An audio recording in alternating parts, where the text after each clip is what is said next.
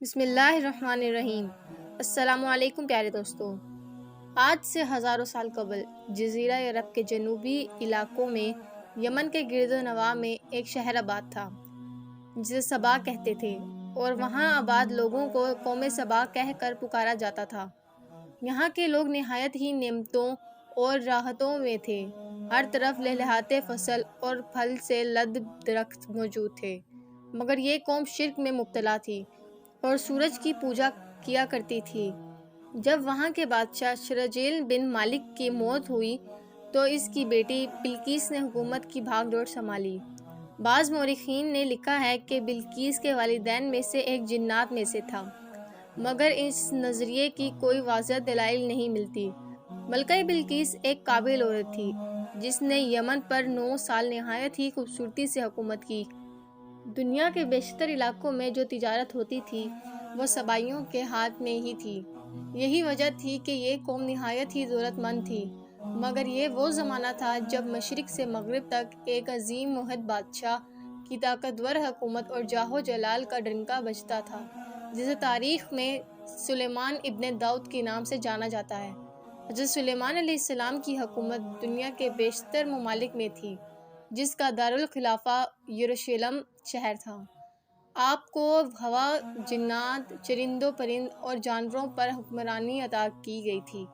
ایک دن کا واقعہ ہے کہ حضرت سلیمان علیہ السلام نے دربار لگایا تو جنوں انس، جانور اور پرندے سب کے سب حاضر ہوئے، مگر ان کا چہیتا پرندہ ہدہد غائب تھا۔ آپ نے پوچھا ہدہد کہاں ہے؟ جب وہ نظر نہ آیا تو سلیمان علیہ السلام نے فرمایا، اگر وہ اپنی غیر حاضری کی کوئی مناسب وجہ پیش نہ کر سکا تو اسے ذبح کر دیا جائے گا۔ ابھی یہ گفتگو ہو ہی رہی تھی کہ ہدہد حاضر ہو گیا۔ پوچھا گیا کہ تم کہاں تھے؟ ہدہد نے بڑے احترام سے جواب دیا، اے اللہ کے پیغمبر، میں اڑتے اڑتے ایک ایسے ملک پہنچ گیا جہاں لوگ شرک میں مبتلا دیکھے۔ وہ آگ اور سورج کی پوجا کرتے ہیں۔ ان کی ایک رانی ہے جسے وہ بلقیس کے نام سے پکارتے ہیں۔ وہ ایک بہت بڑے تخت پر بیٹھ کر حکومت کرتی ہے۔ اس کے تخت میں قیمتی ہیرے جواہرات لال زور جڑے ہوئے ہیں، اور اس کے پاس تمام شاہی سامان آرائش و نمائش کے موجود ہیں۔ حضرت سلیمان علیہ السلام نے کہا، اگر تمہاری بات سچ ہے تو میرا خط اس ملکہ تک پہنچاؤ تاکہ وہ شرک سے باز آ جائے، اور خط پہنچانے کے بعد وہاں بیٹھ کر سنو کہ وہ کیا رد عمل اختیار کرتی ہیں، اور پھر آ کر مجھے خبر دینا۔ حضرت سلیمان علیہ السلام نے خط روانہ کیا، جو کچھ یوں تھا، شروع اللہ کے نام سے جو بڑا مہربان اور رحم فرمانے والا ہے۔ یہ عزت والا خط سلیمان ابن داؤد کی جانب سے ملکہ سبیب بلقیس کی طرف ہے۔ جو ہدایت کی پیروی کرے اس کے لیے سلامتی ہے۔ مجھ پر غلبے کی خواہش نہ کرو، میرے مقابلے میں سرکشی اختیار نہ کرو، بلکہ فرما برداری اور موتی ہو کر میرے پاس آ جاؤ۔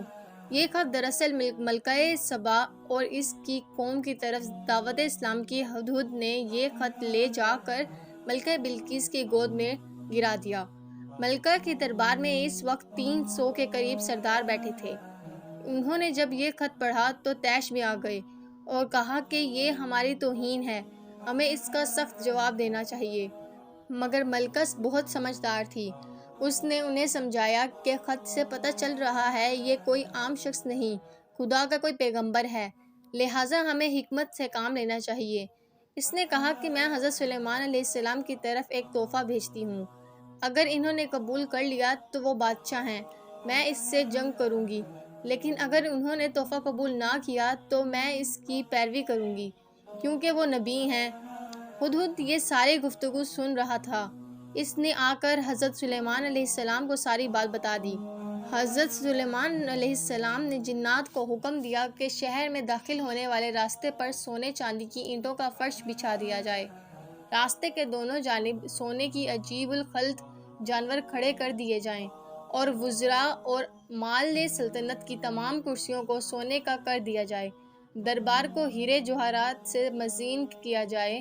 ادھر بلقیس نے حضرت سلیمان علیہ السلام کے لیے تحائف روانہ کیے، جن میں سونے کی اینٹیں، جواہرات، غلام، کنیزیں اور ملکہ کا ایک خط بھی تھا۔ جب یہ تمام تحائف لے کر قاصد حضرت سلیمان علیہ السلام کے دربار میں پہنچے اور انہوں نے یہ سب دیکھا تو شرمندہ ہوئے۔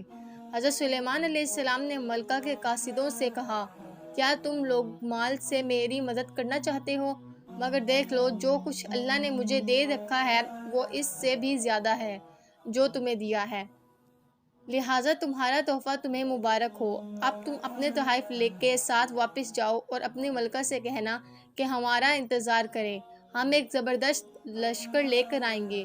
جب یہ خبر ملکہ بلقیس کو پہنچی تو وہ سمجھ گئی کہ واقعی یہ اللہ کے نبی ہیں، لہٰذا اس نے جنگ کے بجائے حضرت سلیمان علیہ السلام کے دربار میں حاضر ہو کر اپنی اطاعت کا یقین دلانے کا فیصلہ کیا۔ جب حضرت سلیمان علیہ السلام تک یہ پیغام پہنچا تو آپ علیہ السلام نے اپنے درباریوں سے کہا، تم میں سے کون ہے جو ان کے مطیع ہو کر آنے سے پہلے ملکہ کا تخت میرے پاس اٹھا لائے؟ ایک دیو ہیکل جن نے کہا، آپ کے دربار کو برخواست کرنے سے پہلے میں اسے لا سکتا ہوں، میں اس کام کی پوری قوت رکھتا ہوں اور امانت دار بھی ہوں۔ پھر ایک اور شخص جس کے پاس کتاب کا علم تھا، اس نے کہا، میں یہ آپ کو پلک جھپکنے سے قبل ہی لا کر دے دوں گا۔ پھر حضرت سلیمان علیہ السلام نے اس تخت کو اپنے پاس رکھا ہوا دیکھا تو پکار اٹھے، یہ میرے پروردگار کا فضل ہے تاکہ وہ مجھے آزمائے کہ میں شکر کرتا ہوں یا ناشکری، اور جو شکر کرتا ہے تو اس کا شکر اس کے اپنے ہی لیے مفید ہے، اور اگر کوئی ناشکری کرے تو میرا پروردگار بے نیاز ہے اور اپنی ذات میں بزرگ و برتر ہے۔ مفسرین کے مطابق وہ شخص حضرت سلیمان علیہ السلام کا کوئی دوست تھا جس کا نام اسف ابن برخیہ بتایا جاتا ہے، اور بعض نے لکھا ہے کہ وہ آپ کا خالہ زاد بھائی تھا۔ کہا جاتا ہے کہ اس تخت کی لمبائی 80 ہاتھ، عرض 40 ہاتھ اور اونچائی 30 ہاتھ تھی۔ اس میں موتی سرخ یا قوت سبز زور جڑے ہوئے تھے۔ حضرت سلیمان علیہ السلام نے اس تخت میں رد و بدل کر دیا اور اسے پہلے سے بھی بہتر بنا دیا۔ جب ملکہ بلقیس حضرت سلیمان علیہ السلام کے دربار میں حاضر ہوئیں تو آپ علیہ السلام نے پوچھا، کیا تمہارا تخت بھی اسی طرح کا ہے؟ اس نے کہا، یہ تو گویا ہو بہو ہی وہی ہے، اور ہمیں تو پہلے ہی معلوم ہو گیا تھا اور ہم فرما بردار ہو چکے ہیں۔ بلقیس کے آنے سے پہلے حضرت سلیمان علیہ السلام نے ایسی امانت بنانے کا حکم دیا جس کا فرش سیسے کا ہو، نیچے پانی جاری ہو، پانی میں مچھلیاں اور دوسرے آبی جانور بھی موجود ہوں۔ حضرت سلیمان علیہ السلام اس عمارت میں اپنی شاہی تخت پر جلوہ افروز تھے، اور شیشے کے نیچے سے پانی اپنی پوری آب و تاب سے بہہ رہا تھا، جبکہ اس کے اوپر شیشہ نظر نہیں آتا تھا۔ بلقیس کو اس محل میں لایا گیا۔ جب اس نے فرش کو دیکھا تو سمجھی کہ یہ پانی کا ایک حوض ہے، لہٰذا اپنی پنڈلیاں سے کپڑا اٹھا لیا۔ سلیمان علیہ السلام نے کہا، یہ تو شیشے کا چکنا فرش ہے۔ تب وہ شرمندہ ہوئی اور بول اٹھی، اے میرے پروردگار، میں سورج کی پوجا کر کے اپنے آپ پر ظلم کرتی رہی ہوں، اور اب میں نے سلیمان کے ساتھ اللہ رب العالمین کی اطاعت قبول کر لی ہے، لہٰذا بلقیس پر یہ ظاہر ہو گیا کہ جس طرح وہ شیشے کے صحن کو پانی کا لہریں مارنے والا گہرا حوض سمجھ بیٹھی، اسی طرح اس نے اور اس کی قوم نے سورج کی چمک اور دھمک دیکھ کر اسے معبود اور خدا سمجھ بیٹھے۔ اسے اپنی فوج کی غلطی پر نہایت ہی شرمندگی ہوئی۔ بعض مورخین نے لکھا کہ اس واقعے کے بعد ملکہ سبا مسلمان ہو گئیں اور حضرت سلیمان علیہ السلام کے نکاح میں آ گئیں، جبکہ بعض نے لکھا کہ آپ نے بلقیس کو یمن واپس بھیج دیا اور اس کے لیے وہاں 3 بڑے محل تعمیر کروائے۔